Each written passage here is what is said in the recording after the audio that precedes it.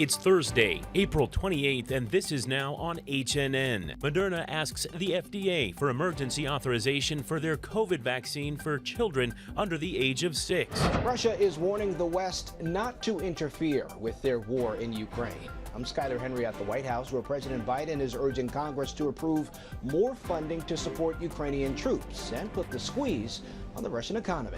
I think it's a great idea. Plus, big changes coming to Diamond Head State Monument. What will change for locals and visitors?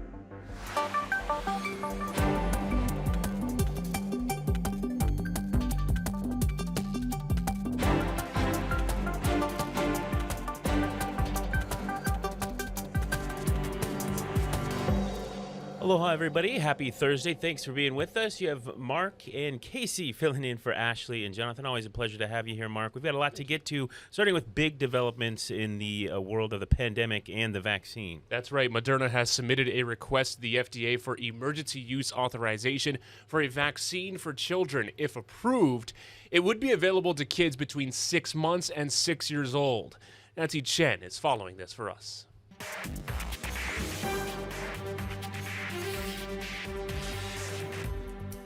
The most recent phase of Moderna's Kid Cove trials revealed that 2 doses of its vaccine have a 51% efficacy rate for children 6 months to 2 years old and a 37% efficacy rate for children 2 to under 6 years old. What would you say to parents who are worried about giving their babies the vaccine?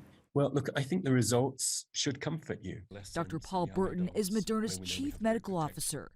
People can be reassured and confident that these kids will get safely protected against disease. The trials were primarily conducted during COVID's Omicron wave, and Moderna says the vaccine appeared to generate the same volume of antibodies in children as it does in 18 to 24-year-olds. Why did you want to enroll your kids in this study? We wanted them vaccinated as soon as possible, and we also just very much wanted to see vaccine trials move forward so that this youngest group of kids could also get protected. Ann Rodriguez's twins, Theo and Sam, were participants in Moderna's latest round of trials at the University of Wisconsin.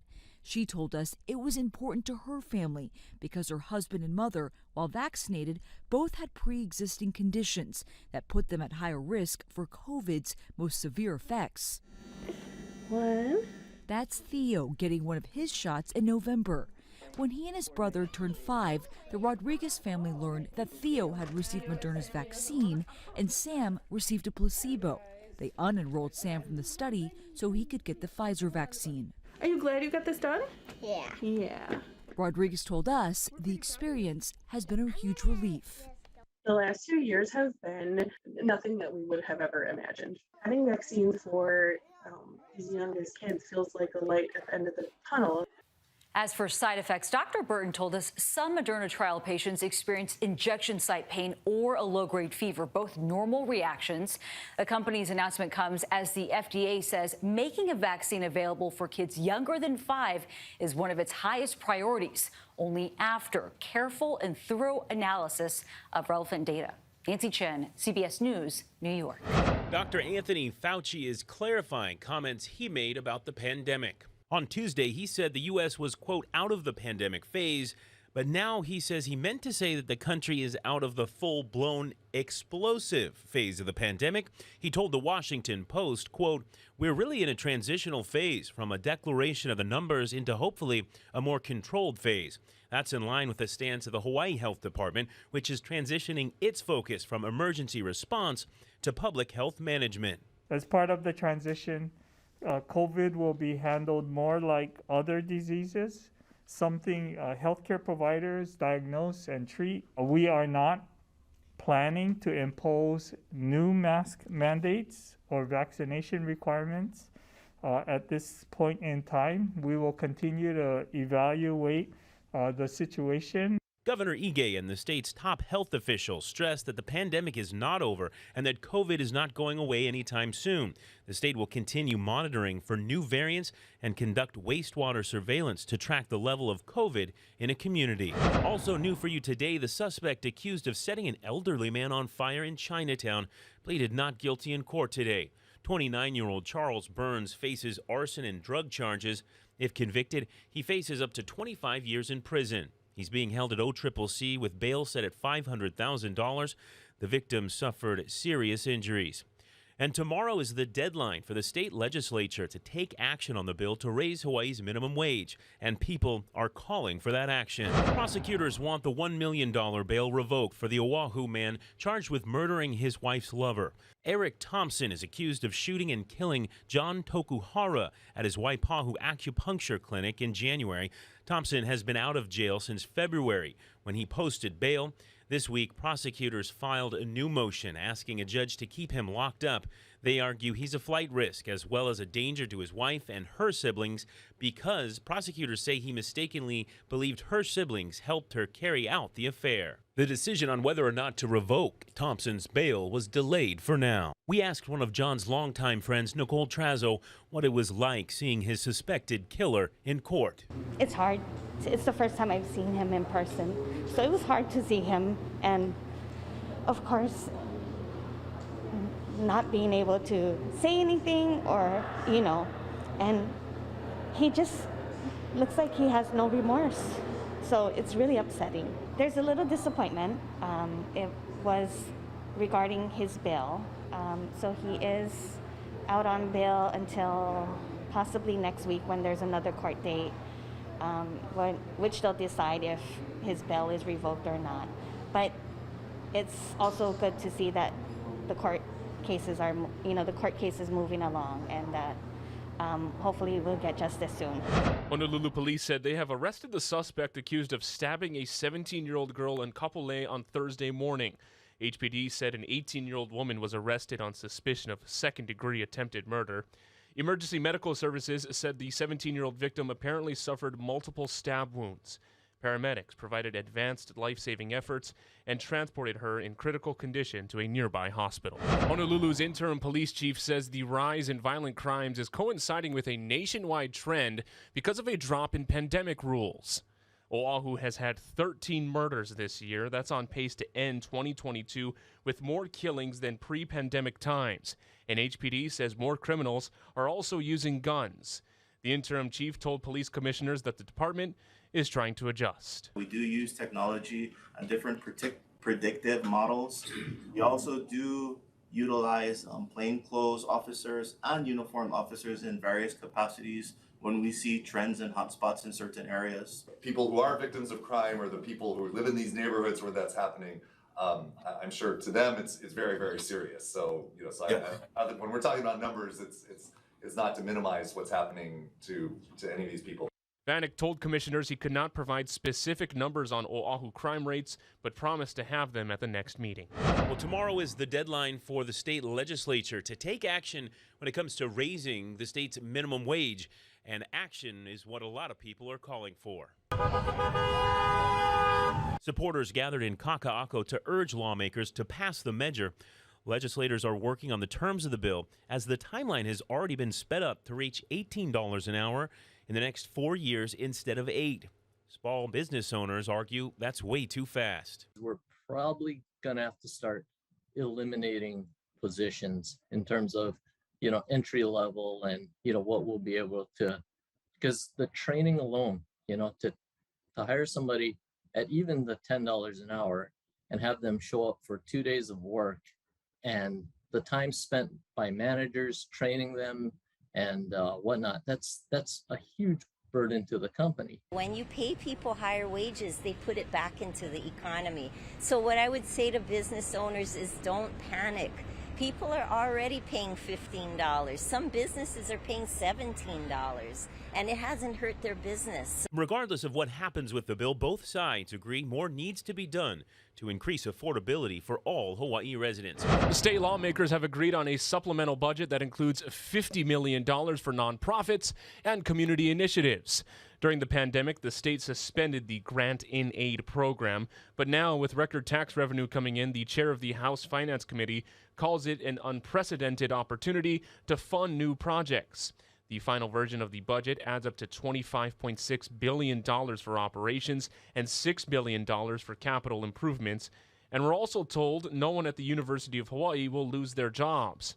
Lawmakers previously offered UH more funding if it cut some executive positions, but that deal was squashed.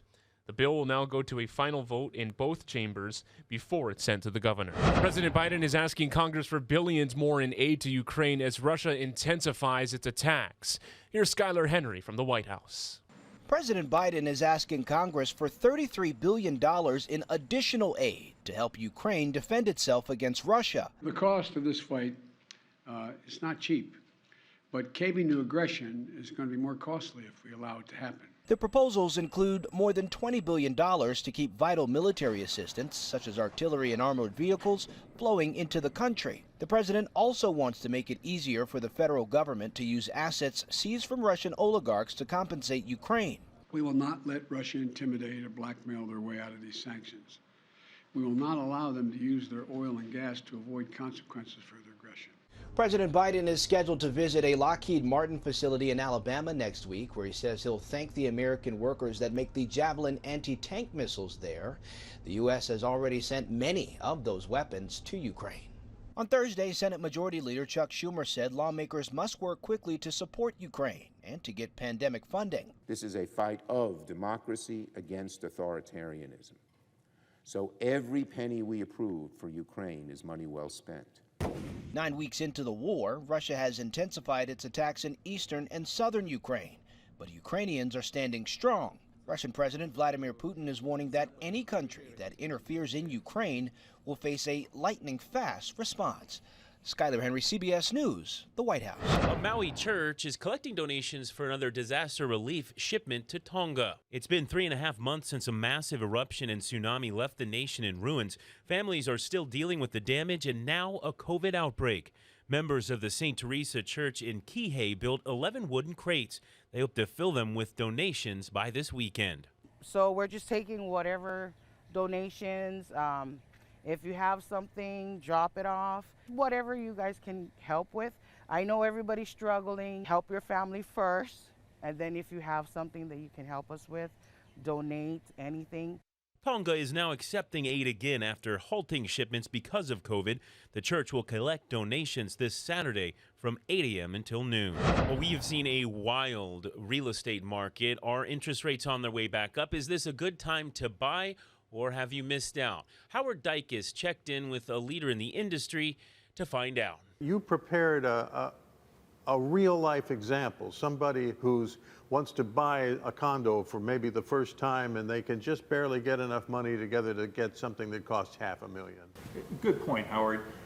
For example, if we had somebody who wanted to buy a $500,000 condo and they're going to get a $400,000 mortgage, the difference between a 4% interest rate and a 5% interest rate is approximately $240 a month.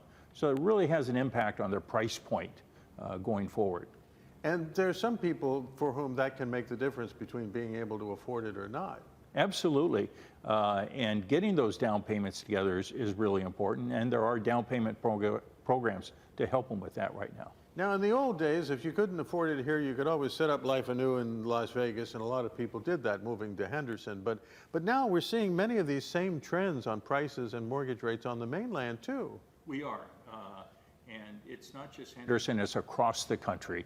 Although our market here seems to be much more secure in that we don't have the volatility that a lot of those mainland markets have. Yeah, well, that's a good point, too. Once you do manage one way or another to get in, you've got equity that's going to appreciate, and very little will change that, at least. Yeah, that's a very good point, because while we might get excited about a 5% interest rate, we have to remember that that $500,000 condo is appreciating 10, 15, 16% per year. Yeah. So it's a good deal. I noticed one of the local lenders has started running commercials where mommy's going to underwrite the mortgage. It's almost like they're planting the seed of the elder generation providing the help that their kids can't afford to do themselves. Well, certainly there's a lot of that. This week alone, we have a new program from the city and county where they have a program where they will help certain buyers with their down payment, and it's 0% interest. Wow. Hey, I've been reporting bank profits in the past few days, and they always talk about the loan portfolio, how much more lending they're doing. But some of that lending is actually on the mainland, or it's commercial lending. And I got the impression there's a lot of variability from one bank to the next, how much actual local mortgage lending they do. Yeah, and that's just, we're talking about the banks. There's also the mortgage brokers that are out there also doing a lot of business as well, although the banks seem to be getting the lion's share. Yeah, important information. Thank you for that, Howard. And Mark, I tell you what, I did not plan this, but we're taking a live look at our tower cam. Just happened to be pointing at my condo, which I rent. Would love to buy someday. Very nice. There's some good information there from Howard, but I dream. Hey, Billy was in for Guy this morning, and he tells us we've got some changing weather on the way. Let's check in.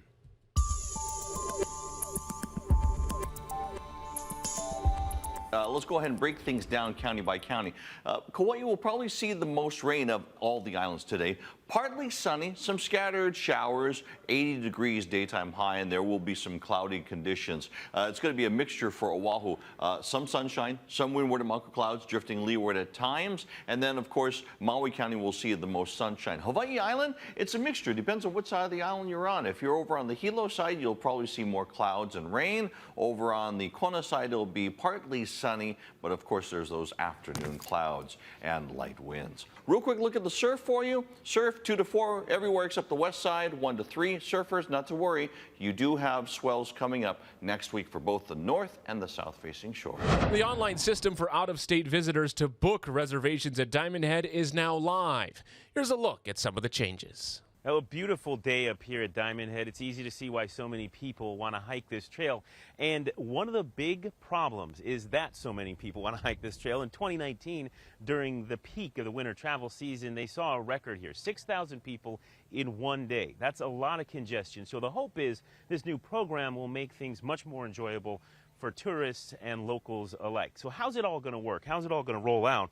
The state will allow out-of-state visitors to make reservations 14 days out. Now, eventually, that window will be extended to 30 days out, meaning you could plan your trip a full month in advance. The site to do that is up now, just launched today.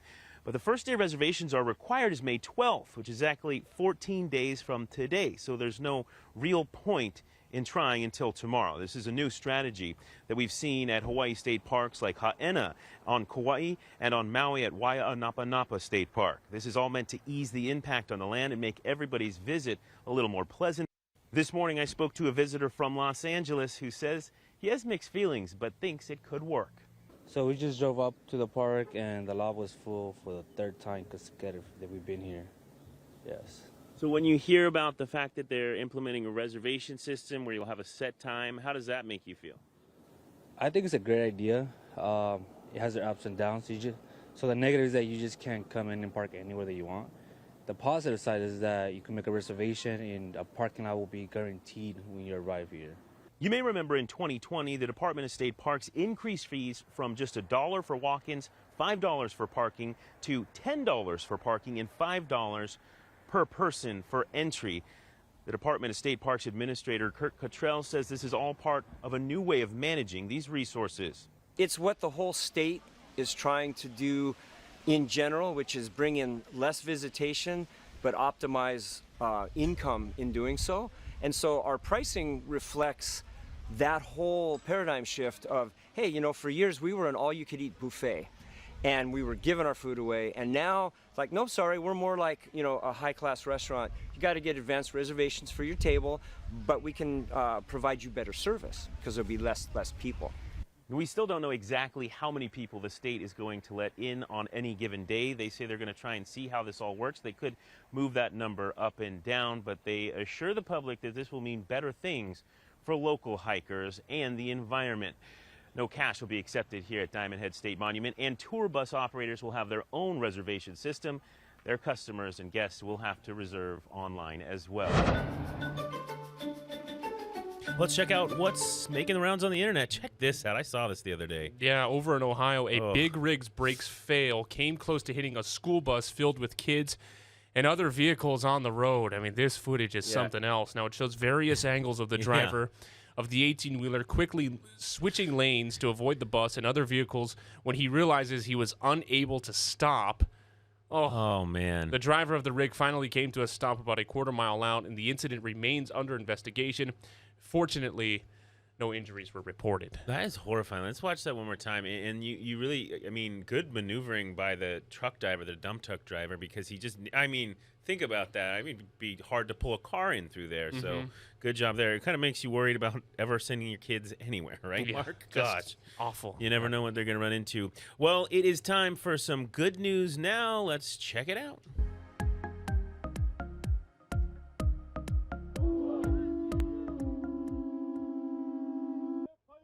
A time now for an update on how the crews of Hokulea and Hikianalia are doing on their journey to Tahiti. The Kealai Kahiki voyage hit a milestone this week, reaching the equator, marking the official halfway point of the journey. Now, we have footage of that moment as the crews celebrated, had a cake out there. Now, moments ago, we spoke with Hokulea Captain Lehua Kamalu, who discussed the emotions felt when thinking of the significance of reaching that point. This is a halfway point. This is a special time that signifies, you know, this changing of conditions. And yeah, I think definitely it was really reflective of, you know, so many times in ceremony and in observances, I get to look to elders and kumu and teachers who take the lead on what is said and what we do. And this time around, really looking around and seeing that you are the generation that is now needing to provide that guidance and allow our young ones to understand what that space means. It is one of those full circle moments of, I think, accepting that kuleana. Kamalu tells us they are slightly off course due to some southeasterly winds, but still about 5 to 6 days from reaching land. So that would be the Tuamotus. The goal is to reach Tahiti by May 4th. And just so proud of them. I mean, really an incredible journey thus far. I'm always so fascinated. And I just interviewed Lehua a couple days ago when we did the last update. And it looks like your interview, I mean, it's just, we work in broadcast TV, but I'm still so fascinated that we can.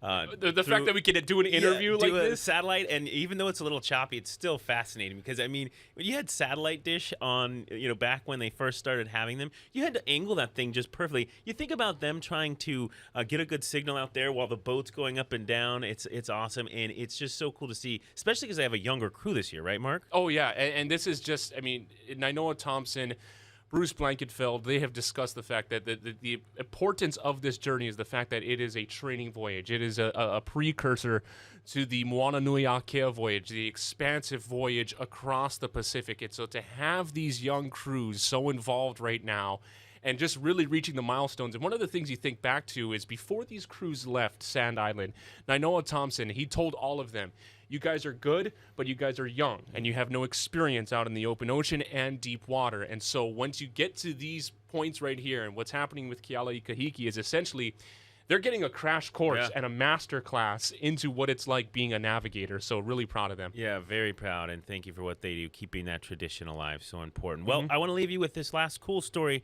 to tell you about. A photographer from the Cook Islands captured this video that's going viral. She says she regularly interacts with the turtle she named Aria. We're told Aria loves making eye contact and doing small gestures to get attention, including this, blowing bubbles.